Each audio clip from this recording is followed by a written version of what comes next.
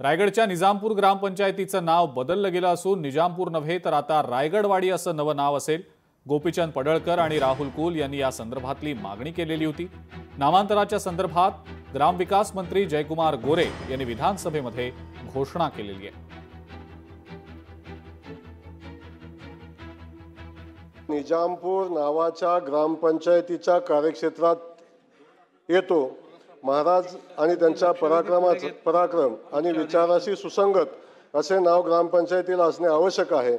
या विषयाबाबत माननीय गोपीचंद पडळकर, माननीय राहुल कुल यांनी माननीय मुख्यमंत्री महोदय यांच्याकडे लेखी निवेदनाद्वारे मागणी केली होती। छत्रपती शिवाजी महाराजांनी निजामाच्या जुलमी राजवटीचा अंत करून हिंदवी स्वराज्याची स्थापना केली।